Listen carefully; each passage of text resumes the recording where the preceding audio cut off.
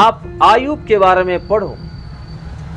आयुब जैसा सीधा साधा खरा दास इस पृथ्वी में कोई है ही नहीं करके अपना पिता अपना मुंह से किसको बोलते हैं? शैतान लूसीफर को बोलते हैं। लूसीफर शैतान जाता है, कहता है स्वर्ग में तेरे दास को तूने सुरक्षित करके रखा और तूने उसको धन वन बनाया, इसलिए तुझे वो बुलाता है, मानता है। पिता कहता है तू क्या चाहता है मैं जानता हूं, लेकिन उसका जीवन को तू बचा के रख और बाकी तुझे जो करना है कर ले। पहले क्या करता है वो? उसका धन संपत्ति सब बर्बाद कर देता है शैतान आके। उसके बाद क्या करता है? उसके काम करने वाले लोगों को भी मार डालता है। उसके बाद क्या करता है शैतान? उसके बच्चों को भी मार देता है। उसके बाद लास्ट में एक उसको परीक्षा कष्ट दुख शैतान देते जाता वो अपना मुंह से कुछ भी नहीं बोलता। कौन? आयुब। उसके बाद बीमारी डालता है शैतान, किसको? आयुब को। कुछ नहीं बोलता है, ये जीवन तेरा है, अगर अच्छा हूं या खराब हूं वो तेरा है, तू लेकर के जाने वाला, मुझे कुछ बोलने का नहीं। हाँ, उसका लोगों को मैंने मार दिया, संपत्ति को बर्बाद कर दिया, सारा चीज को खत्म कर दिया, बच्चों को मार दिया, फिर भी ये टूट नहीं पड़ रहा, अपना प्रभु को निंदा नहीं कर रहा। तुझे देखेंगे हम।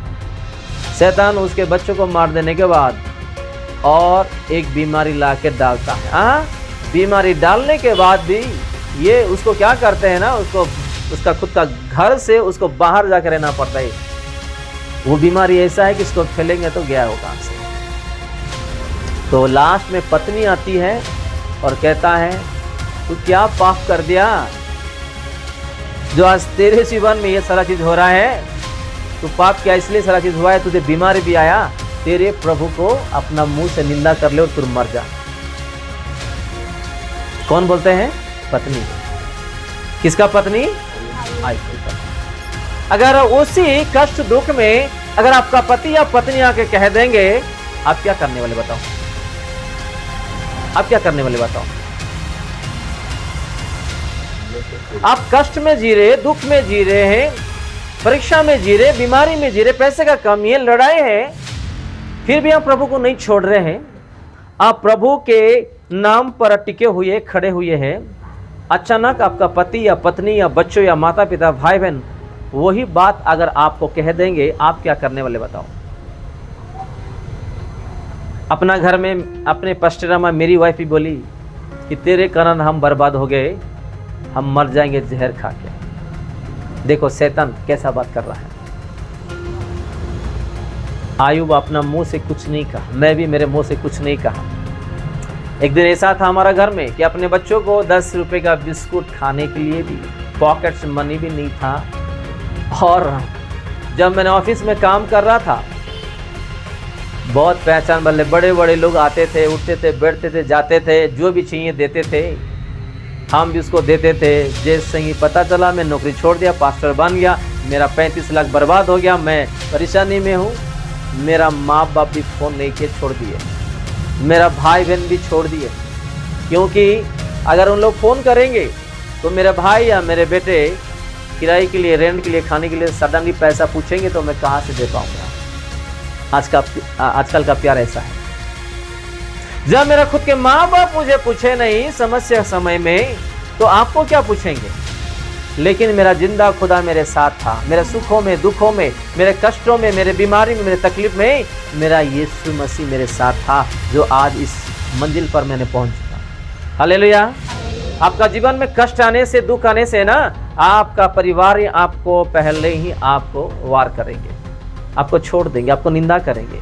लेकिन यीशु मसीह वो यीशु मसीह नहीं है जो इंसान जो करता है वो नहीं करता है। हालेलुया। वो गले लगा के प्यार करने वाला यीशु मसीह। इसलिए यहाँ पे हम देखते हैं कि आपको प्रभु का आने तक या हमारा मरने तक क्या करना है? हम लोगों को धीरज करना है। अगर हमारे पास धीरज है ही नहीं, कुछ नहीं। मैं धीरज रखा था मेरे जीवन में, इसलिए आज इस मंजिल तक पहुंचा मैंने, यहाँ तक पहुंचा, आप लोगों को पाया मैंने। प्रभु कभी भी किसी तारीख में भी किसी समय में भी आ सकता है। हमारा भी मौत कभी भी किसी तरीके में भी कभी भी कुछ भी हो सकता है। अगर हम अपने जीवन को प्रस्तुत किए हुए जी रहे हैं, चल रहे हैं, तो आज हम सुरक्षित हैं। हो सकता है हमारा घर में, अपने जीवन में, परिवार में आज घर नहीं है, पैसा नहीं है, हम बड़े लोग नहीं हैं। बहुत लोग यही बोलते हैं कि मैं बहुत गरीबी हूँ। क्या? मैं बहुत गरीबी हूँ, मुझे रहने के लिए घर नहीं है, पहनने के लिए कपड़ा नहीं है, खाने के लिए खाना नहीं है। यही बोलते हैं ना हम कभी कभी। आप ये नहीं जानते कि हम सबसे बड़े अमीर हैं। हालेलुया। अब ये नहीं जानते कि हम सबसे बड़े अमीर लोग हैं। वो कैसे, बताइएगा।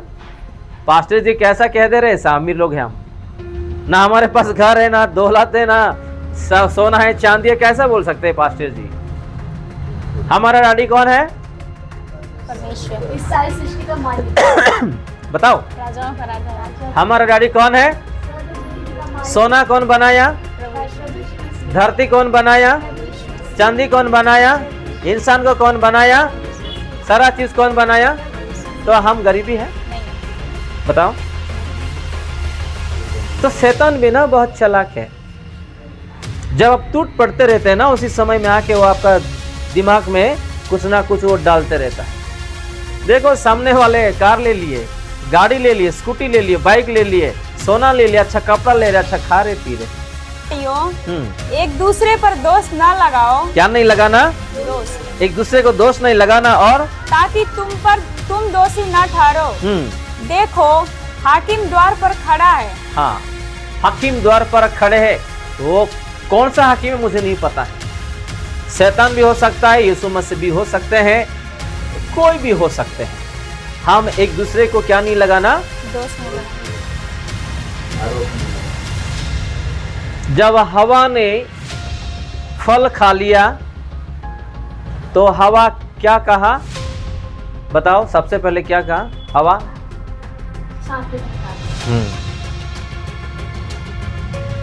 उसके बाद किसको पूछते हैं यहोवा?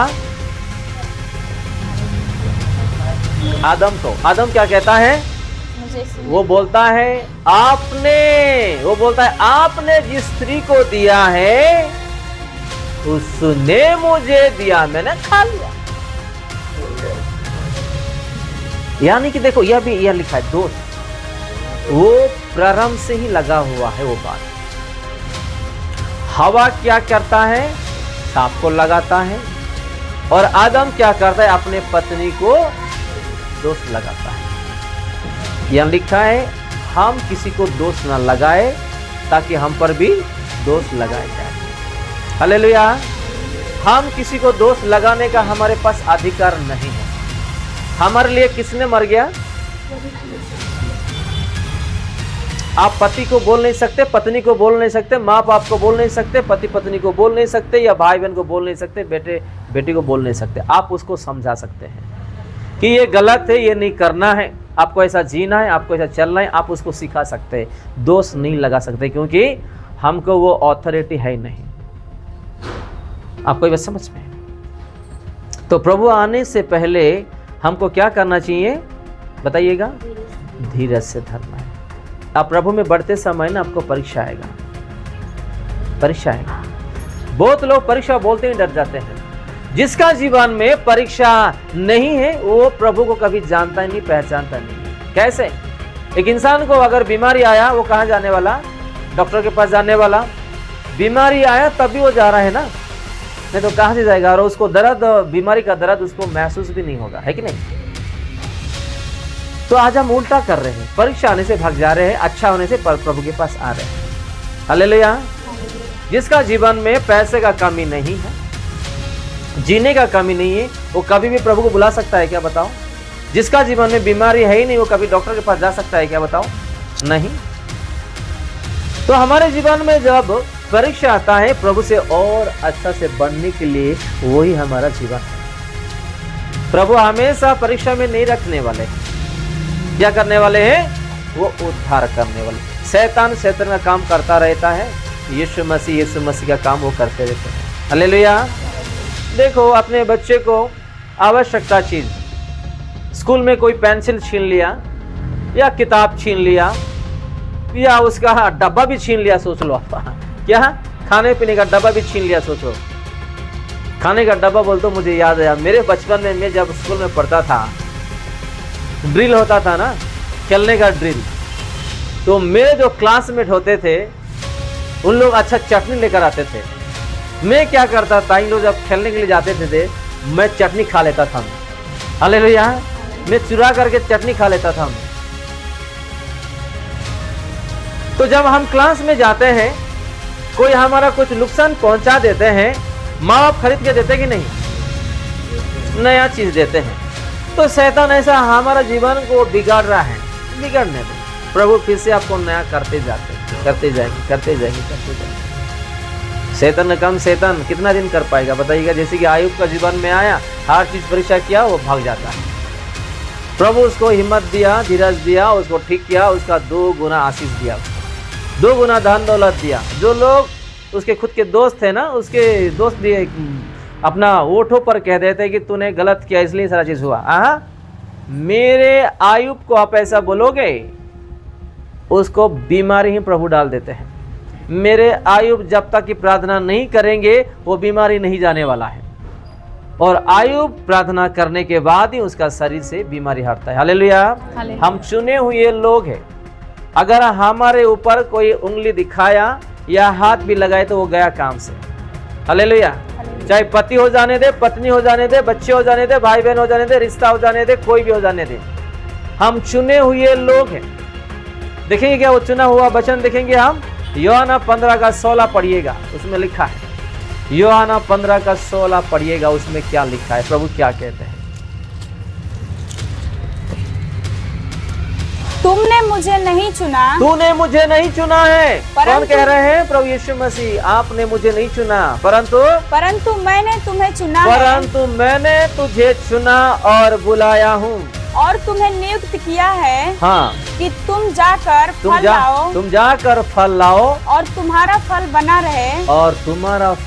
रहे, कि तुम मेरे नाम से जो कुछ पिता से मांगो, जो कुछ अपना पिता से मांगेंगे वह तुम्हें दे, वो हमें देंगे। हालेलुया।